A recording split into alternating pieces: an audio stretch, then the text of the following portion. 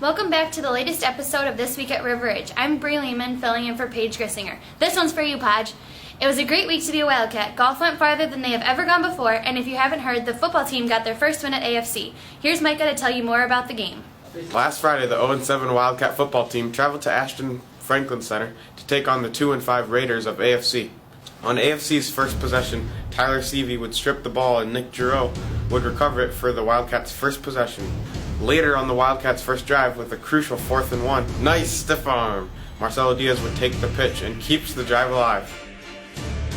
Same drive, another 4th down with 8 to go.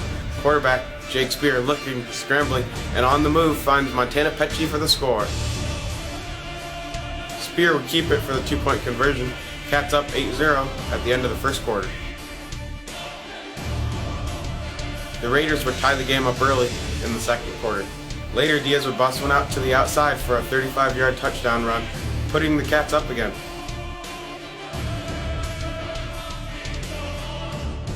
The Wildcats would fail on the 2-point try. The Cats would go into halftime up 14-8. We're up. Awesome! The Raiders would start the third quarter with an onside kick and recover it. They would drive to the Wildcat 20-yard line, and on 4th down, they would go for the score. But the Wildcats' Austin Coots would have other ideas, forcing the turnover on downs.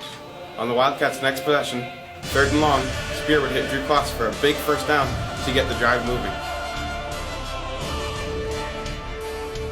Kylie scampers for 20 yards.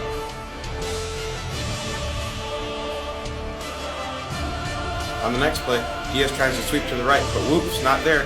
He would reverse the field for a 20-yard touchdown run.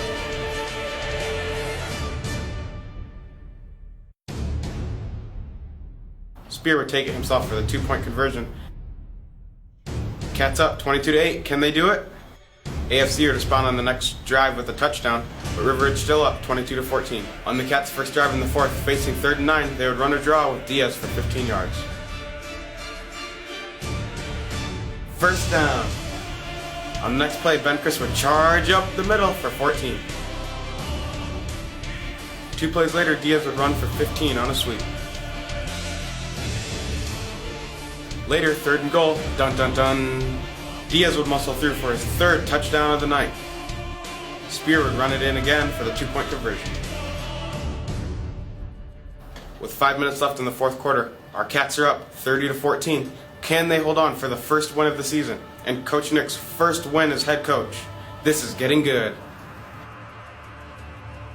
2 possessions later for AFC, their pass would be tipped by Petchy and intercepted by Kloss. We're going to do it. 2 plays later, Diaz would go right down the gut for his 4th touchdown of the game.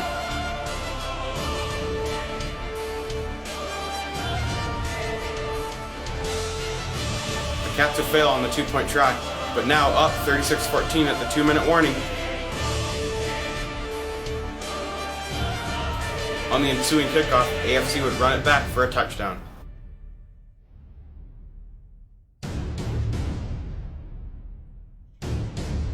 You gotta be kidding me. I hope they don't recover the upcoming onside kick. Cross your fingers. Oh no, AFC's still alive with 1:40 left. Several plays and penalties later, the Raiders are at the Wildcat 8 looking to score. We can't let them score, we can't let them score, we can't let them score. Seavey gets into the backfield and strips the ball for his 2nd forced fumble of the night, and the ball pops into Devin Keister's arms, and he would run 92 yards for the defensive score.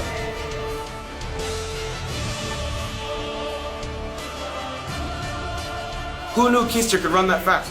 Here's Tyler Seavey with that last play. How did the first win feel? Pretty good. Who contributed most for the game? I think all of us contributed about equally. Do you think Devin Keister could run that fast? No, that's the fastest I've ever seen him run. Here's an interview with Coach Nick of his first win and the first win of the season. How did it feel to get this week's win? It was great. I felt super happy for the kids. They've been working hard all season. They've been buying into everything we've been talking about, and our goal is to be undefeated in October, and last Friday was our first step. Which play stood in your mind throughout the game? We had a lot of big plays. Defensively, we had some sacks that were huge keys. Drew had an interception. It was a great play. Marcelo obviously had a few big runs. There really wasn't one big play that stands out, just a collaboration of a lot of good plays. Which players really stepped up during the game? Like I said, Drew had an interception on defense, big play. John Herring had a couple sacks defensively. Marcelo with a few big runs, 4 touchdowns. Jacob threw the ball as well as he's thrown it all season. Tyler Seavey played a great defensive game. Overall, I think it was our team's best effort of the year. Speaking of those Marcelo runs, do you think that's a record for the school? It may be. I'll have to go in and look. I know Matt Carroll had a couple 3-touchdown games. I don't know if he ever had a 4. Then did you think that Keister could run that fast? No. Absolutely not. I can run that fast.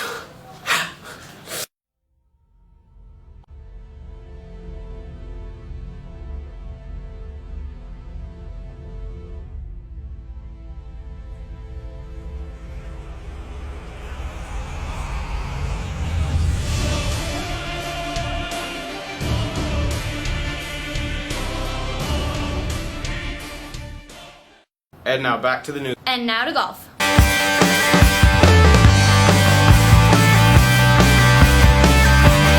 Hello, my name is Patrick Hale, and in this week's episode of the River Ridge golf team played in the sectionals tournament. Unfortunately, we came in second to last place, so we did not advance to state. Congratulations to the golf members on a great season. We will miss Bree Lehman and Carter Wild next year. We had a great time covering the River Ridge golf team. And this week we'll be interviewing James Sullivan. My name is James Sullivan, and I play for the River Ridge Scales Mountain golf team. How do you think the River Ridge golf team played this year? I think we did pretty good. I mean, we went to sectionals and did pretty good, I guess. How was your trip to sectionals?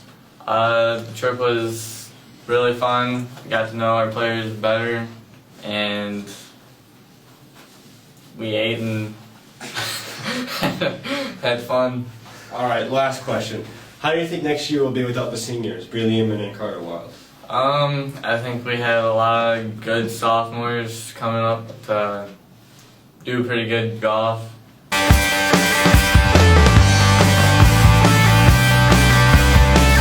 And now to the wacky boys at weather.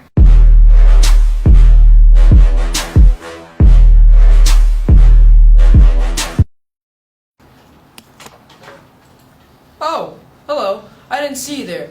My name's Liam Cahill, and now here's the weekly River Ridge weather report. Today on Friday, partially cloudy with a high of 62 and a low of 55, and swinging in the weekend, Saturday with a high of 71 and a low of 59. And on Sunday, an early morning, a 20% chance of rain at the high of 72 and a low of 60. And starting the week next week on Monday with a high of 75 and a low of 60. Thanks for watching. Now to the news. This week's news is that we interviewed the new choir teacher, Mr. Taylor. Why did you come to River Ridge as a teacher? I came here because Mr. Albright told me the opening and asked me if I could come in and talk about it. I didn't know that River Ridge really existed over here. I had never really been through Elizabeth or spent a lot of time in Elizabeth, but came over here and enjoyed the interview and enjoyed being here, and so far I really enjoy being a teacher here. So. What is your education background?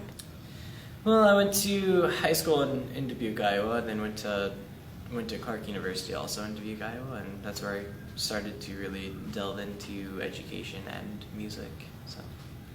What personal strengths do you find when you are teaching? Well, I would like to believe that I can be a kind of funny and relaxed teacher, rather that be me telling jokes or me just making a fool of myself. But I think that really helps in keeping the atmosphere pretty relaxed and keeping the students happy as well. So. Thank you. Thank you. Thank you for watching. Don't forget to vote for us on Hometown Throwdown. Good luck to the boys tonight, and that's it. This is pretty cool. I should do it more.